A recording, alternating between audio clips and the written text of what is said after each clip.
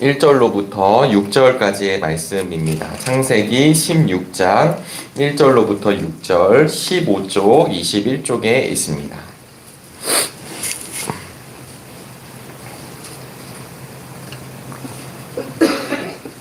창세기 16장 1절로부터 6절까지의 말씀을 우리 한 절씩 교독하시고 마지막 절은 함께 읽겠습니다.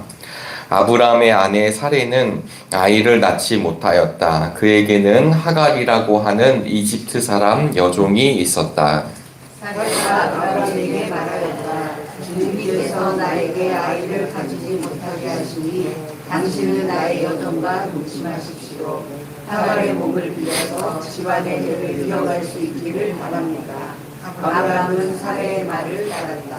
아브라함의 아내 사레가 자기의 여종 이집트 사람 하갈을 데려다가 자기 남편 아브람에게 아내로 준 때는 아브람이 가나안 땅에서 살아온 지 10년이 지난 뒤이다.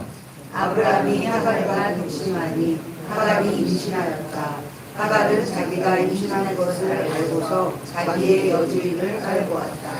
사레가 아브람에게 말하였다. 내가 받는 이 고통은 당신이 책임을 지셔야 합니다. 나의 종을 당신 품에 안겨 주었더니 그 종이 자기가 임신한 것을 알고서 나를 멸시합니다. 주님께서 당신과 나 사이를 판단하여 주시면 좋겠습니다. 아브람이 사레에게 말하였다.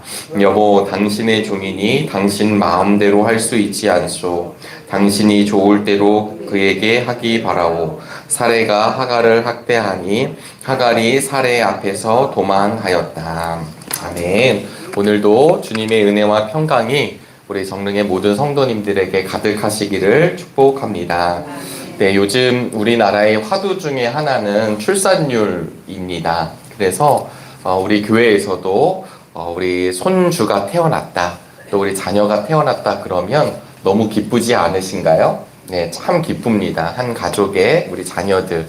예전에는 아이들이 너무 많아서 아이들 보고 저리로 가라, 조용히 해라, 이런 일들이 참 많았지만 교회들마다, 가정들마다 우리의 자녀들을 바라보면 참 기뻐하는 것이 요즘의 시대입니다. 예전에는 그렇게 사람들이 많았던 학교들이었는데 지금은 초등학교 계속해서 반 아이들이 줄어들고 있습니다.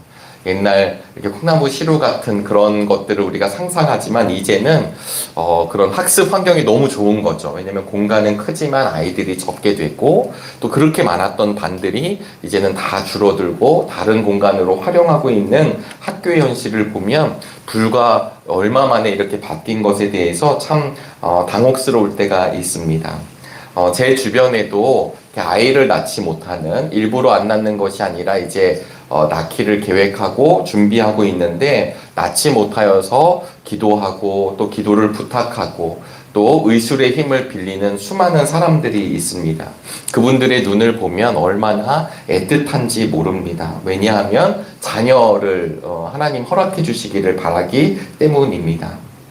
그런데 오늘 창세기 16장 1절부터 6절 우리 성서일과 본문에 따라서 오늘 본문의 말씀을 마주되어 있는데요. 오늘 본문의 말씀은 사레가 자신의 여종인 하갈을 이제 아브람에게 보내면서 이제 임신하게 된 본문의 말씀을 우리들이 함께 볼 수 있습니다. 출산하게 된 거죠. 왜냐하면 아브람과 사레가 참 그 후사에 대해서 굉장히 원했기 때문입니다. 그런데 우리들은 오늘 16장을 읽으셨지만요, 15장에 보시면 하나님이 아브람과 언약을 맺으시는 장면이 나옵니다. 자녀를 허락해 주시겠다. 그리고 이 땅을 허락해 주시겠다. 하늘의 별처럼 너희들의 자녀가 많아질 것이다가 15장 5절에 나오게 됩니다. 15장 6절에 보니까요, 아브라함이 주님을 믿으니 주님께서는 아브라함의 그런 믿음을 의로 여기셨다. 그리고 아브라함과 하나님이 언약을 체결하십니다.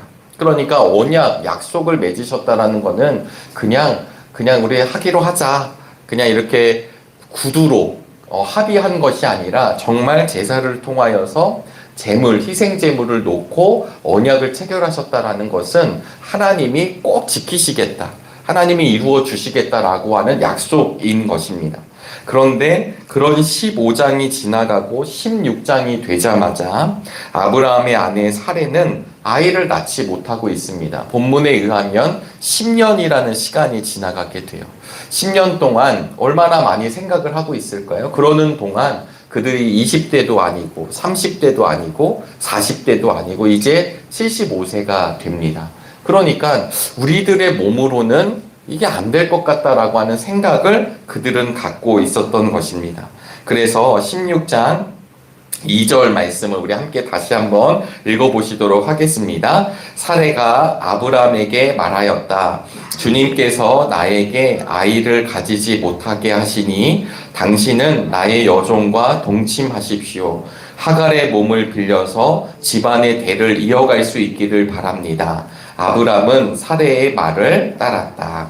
네, 여러분 시간은 흘러가고 있었고 저들의 마음, 우리 성경 구절은 한 절 한 절 우리가 6절을 보고 있지만 그 시간이 흘러가는 동안 그들은 응답이 이루어지지 않은 것에 대해 얼마나 많이 답답해 했을까요? 그리고 얼마나 초조한 마음이 있었을까요? 팔레스틴 지역에서는 또 우리나라도 그러했지만 예전에는 다 이 후사를 이어가는 것이 미덕이고 그것이 우리에게 참 중요한 일인 것입니다.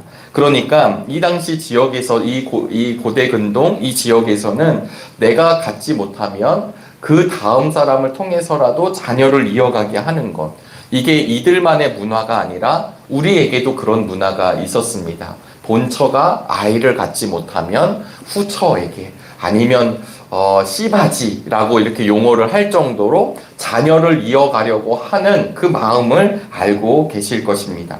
그런데 여기서 말하는 이 하갈은 12장 16절에 보면 애굽의 바로왕 앞에 섰었을 때 이제 사례를 누이라고 속이게 되죠. 그것이 밝혀지고 난 뒤에 애굽 왕이 이제 이렇게 재물을 주고 종을 줍니다. 이때 하갈이 같이 온 것으로 생각을 하고 있습니다. 그러니까 하갈은 이 팔레스틴의 같은 민족이 아니라 애굽 사람이라고 지칭하는 것처럼 여종이라고, 여종은 그 당시 사람이라기보다는 내 물건 소유의 개념이 있었던 상태였었습니다. 방금 2절을 읽으셨지만 그 초조함과 그 답답함 속에서 사례가 뭐라고 이야기를 하냐면 주님께서 나에게 아이를 가지지 못하게 하시니 라고 이야기했습니다. 여러분들은 이 말씀을 어떻게 받아들이시나요? 15장에서 하나님이 너의 후사, 너를 통해 후사가 나올 것이다. 원래는 자신의 양자가 있었죠. 엘리에셀이라고 있었습니다. 하나님, 엘리에셀이 나의 양자인데 이 양자를 통해서 그러면 하나님의 약속이 이루어지는 것입니까? 아니다. 엘리에셀이 아니다.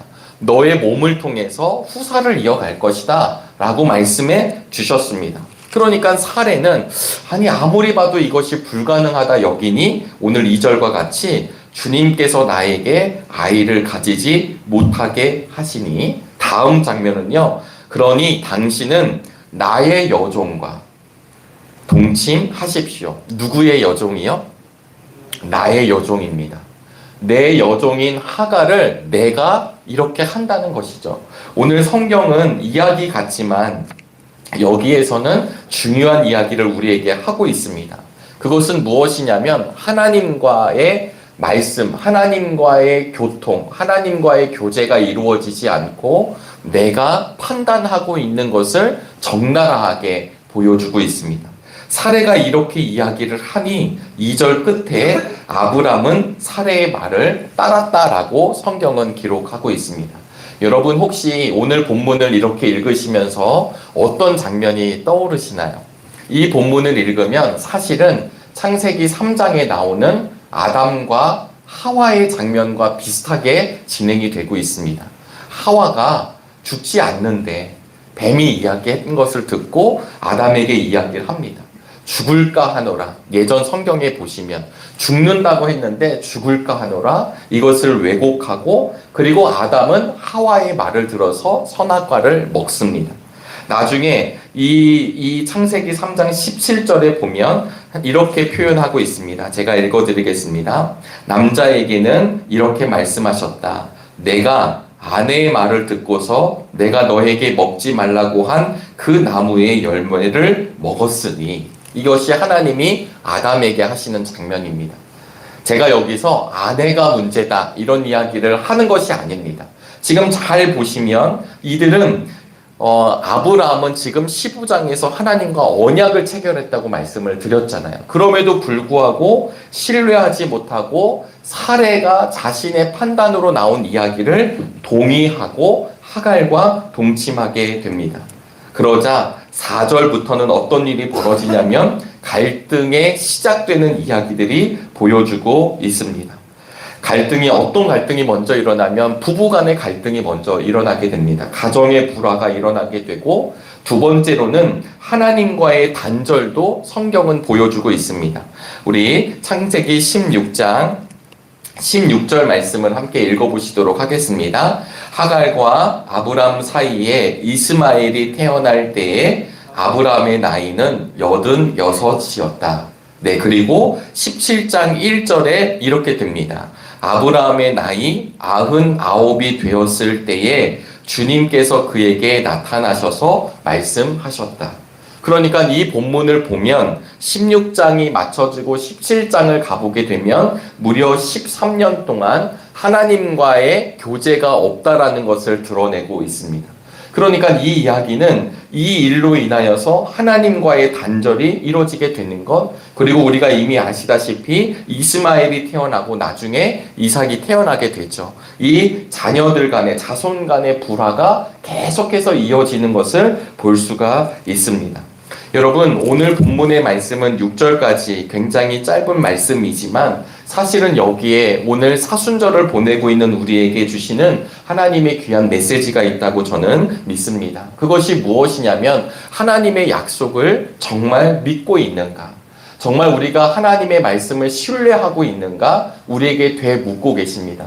혹여나 이거 너무 길어지는 것 아닌가? 하나님이 나에게 분명히 말씀해 주셨는데 이거 안 되는 것 아닌가? 라고 하는 우리의 판단으로 우리의 행동을 하고 있는 것은 아닌가? 사실 아브라함과 사레의 이야기를 통해 이야기하고 있습니다. 성경은 나중에 사도 바울을 통해서도 정리를 하고 있지만요, 우리의 인생 가운데 인내하라고 말씀해 주고 계십니다. 이것은 그냥 입을 닫고 그냥 참고 있어, 그냥 가만히 있어, 이런 뜻이 아니라 이 인내라는 말은 굴복하지 않고 견디는 것을 뜻하는 말입니다. 헬라어의 인내라는 말은 확고하다라는 뜻을 가지고 있습니다. 하나님의 말씀을 받은 사람들, 하나님이 우리와 함께 하신다고 하는 것을 알고 있는 성도들은 그 인내의 길을 마땅히 걸어가는 것이라고 하는 것을 성경은 이야기하고 있습니다. 그래서 우리의 인생을 때로는 경주로 비유하기도 하고요, 우리의 인생을 싸움으로도 비유합니다. 싸움은 수동적으로 있는 것이 아니라 적극적으로 하나님의 말씀을 의지하며 그 길을 걸어가게 되는 것을 말씀하는 것입니다. 여러분, 믿음은 기다림의 또 다른 표현이라고도 여겨집니다. 신실하신 하나님은 어떤 하나님이십니까? 그냥 공수표를 남발하시고 이랬다가 저랬다가 하시는 하나님이 아니라 변함없는 하나님을 우린 신실하신 하나님이라 고백합니다. 신실하신 하나님은 우리와의 약속, 우리와 함께 하신 약속을 절대로 깨뜨리시지 않습니다. 그것을 보여주는 것이 아브라함의 인생입니다.